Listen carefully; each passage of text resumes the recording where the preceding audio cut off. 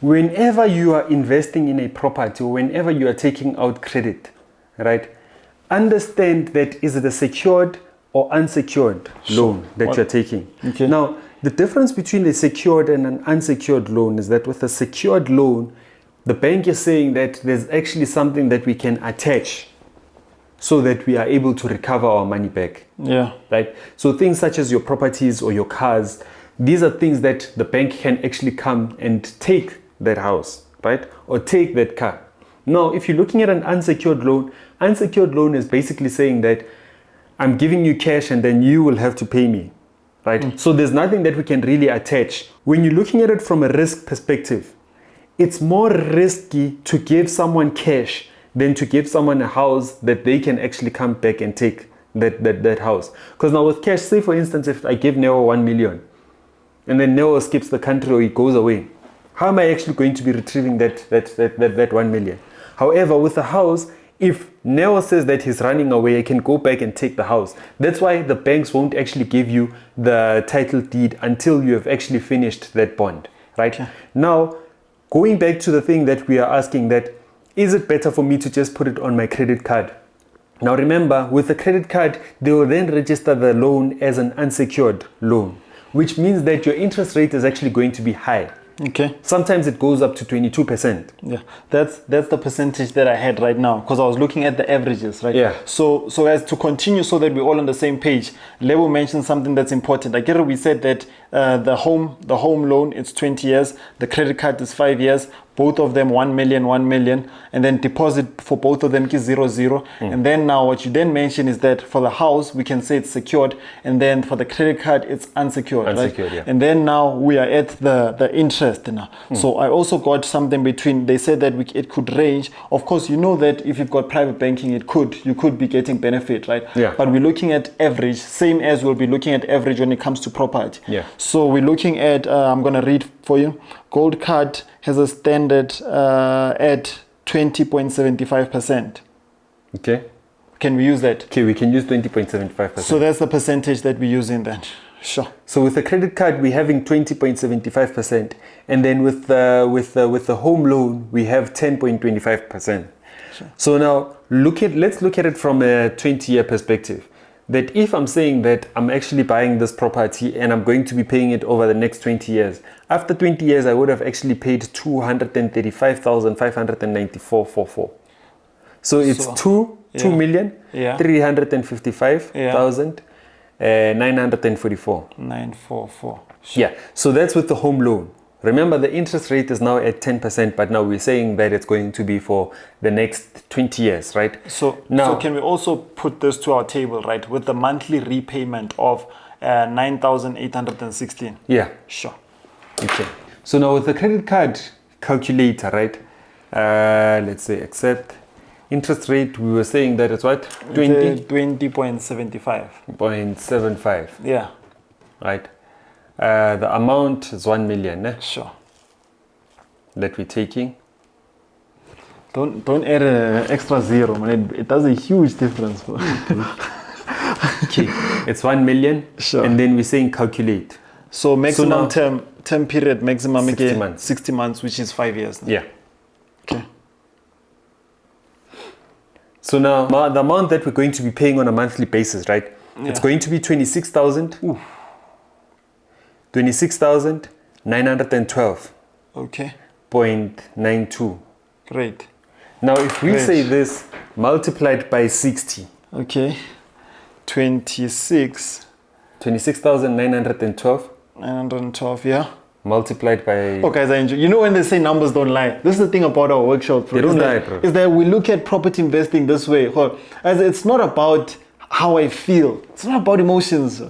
Let's continue, bro. Shameless plug. We are going to be hosting a property investing workshop in Pretoria on the 7th of February at the Grove. Stay Kinoko, guys. This is going to be really huge for us, man. Hopefully for you too, man. Hopefully this is the time where you're actually going to be breaking through. Multiplied by 60. Okay. This is now interesting.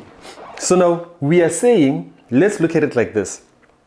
The interest, if we are going via home loan, is going to be lower. It's going to be at 10.25%. But now, the interest on the credit card is going to be 20.75%. Oh, this is amazing. Right? It's going to be at 20.75% because we are paying it within 5 years. Right? Now, when we look at it from a perspective, okay, if we are saying that we're going to be paying it in 5 years, it's going to be 20.75%. Now, we want to know that after the loan term, how much would we have actually paid? So now, this adds up, after 5 years, this adds up to 1,614,775. Now, after 20 years with the home loan, we would have actually paid 2,335,944. So on the one side, on the house, it's 2,300,000, and then on the other side with the credit card, it's 1,600,000.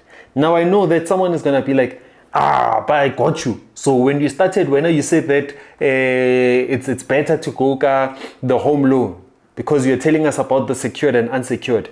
Now remember, the longer you push your loan term, the more it becomes more expensive from a financial perspective. Now let's even up the scores. We have the third scenario, right? Yeah. Now we are saying that no, we are still using that thing, the unsecured versus the secured, right? Sure. So remember, we said that with the secured, it's going to be at 10.25, and then with the unsecured, it's going to be 20.75. Okay. Remember, when banks calculate your home loan, they calculate it based on, if we are saying that we are paying the minimum amount for the next 20 years, this is how much you would have actually paid. Those are the numbers that we gave to you, right? The 2,355,000.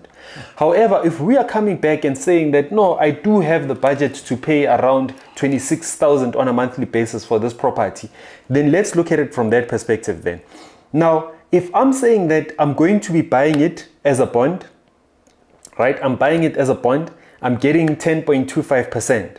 But now, instead of paying the minimum, which was the 9,000, I'm going to actually increase it and say, not even to say 26,000, I'm going to put it at 21,000 on a monthly basis, right? 21,370. After 5 years, I would have actually paid what? 1,282,000. 1,282,000. Now, this is on both accounts, monthly repayments, I was actually making less monthly repayments, and even with the interest that the bank actually charged, it would have actually been lower than what it was actually going to be. So these are the things that we need to also understand, that if I'm saying that I'm using my credit card, then I'm actually going to be paying way more. So I would rather do what? I would rather actually take the route, I'm using a secured loan, however, I'm still paying it the terms of credit card, then I'd actually be paying lower. Oh, bro, you know, when you're speaking about this, man, it's like taking me back to school. Oh, I love numbers, bro. And the thing, as we did mention, guys, that numbers don't lie. They don't lie. They paint a clear picture. And it's very important that when we're taking decisions, they are more informed.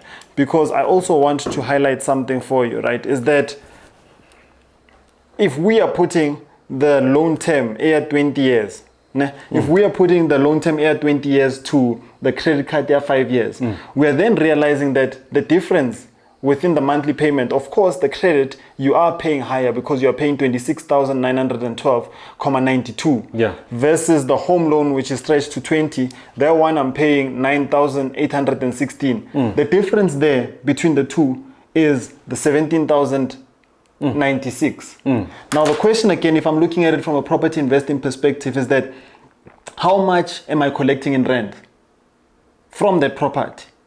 Because if I was collecting, let's just say that I was collecting 15,000.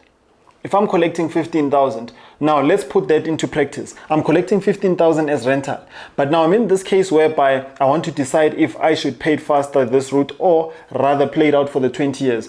I'll find myself in a situation whereby my expenses was 9,800. So 9,816 from the home loan, right? So if I'm saying the 15,000 minus 15,000 minus the 9,816, I'm left with 5,184. So that will, all, of course, take care of my other expenses. Yeah. And then now the question is, do I still have money? So remember, cash flow is very important when investing in property. Remember, once you have cash flow, ultimately that means that you have affordability. Whereas no cash flow ultimately means that my affordability decreases. So therefore, if even on the other side, I'm collecting 15,000, but now I'm finding myself in a situation whereby I'm collecting 15,000, but my other expenses are 26,912.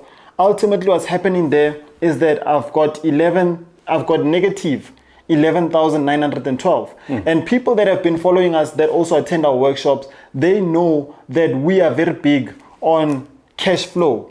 I wouldn't be in this situation whereby I have to take out this 11,912 from my pocket, because it goes back to the fundamentals of cash flow again. Cash flow means that we've got affordability. Affordability then means that we can grow. If I'm taking out 11,000 from my pocket, that means that my affordability is decreasing. The decrease of affordability simply means that I am stuck with that property. That is why we're hosting such workshops, to say that, guys, let's really question the decisions that we're taking before we invest. Because now we are finding ourselves in a situation whereby I'm holding on to the 5 years, saying that I will finish fast, I will finish faster. Yes, it sounds good that instead of 20 years, it is 5 years. But now, at the expense of what? It's at the expense of your growth. So ultimately, this person, 20 years, if the cash flow is big enough, that's why we qualify those properties. If it's big enough, it has to make sense whereby after 6 months, I have to really sit down, whether it's 6 months or it's a year, I have to sit down with my accountant and sit down with my bond originator, asking them, I bought a property and the money that I'm getting after all expenses, I'm still left with 10,000. Is there a possibility that we can buy another one? Versus the other guy, Okada, whereby the 11,000 is coming from their pocket. Now, when you're looking at their financials in that way, it's really difficult to grow, because now they have to hold on to the 5 years, then only they can be speaking about growing. So every time we move on to the next one, I'm going to shameless plug, guys. Shameless plug. The 7th of February, guys. Make sure that you are at the Grove, guys. We are hosting another property investing workshop where we're going to be speaking about such things, man. Because sometimes you find yourself in a situation whereby I do not know who to turn to. I do not know what I'm actually doing. I know that property investing is the right thing that I should be doing. However, it's not actually yielding results that I actually thought it would. So on the 7th of Feb, we will be hosting a property investing workshop that is going to be in Pretoria, the Grove, at Ster-Kinekor. So to get your ticket, you simply just go to Ster-Kinekor, Or you just search the Grove. Non-Wealth, yeah. On Non-Wealth, Google. yeah. Non-Wealth workshop. Yeah. Non-Wealth workshop. Yeah. Non-Wealth property. Event. Sorry. This is what happens when you speak too much about numbers, bro. Yeah. Non-Wealth event. Just go to Google, search Non-Wealth event, and then go to the one that has Ster-Kinekor. So Ster-Kinekor, that's where you're actually going to be buying your ticket. Or if you are having problems with buying your tickets, right, please just send us an email at info@nonwealth.co.za, info@nonwealth.co.za to get your RSVP.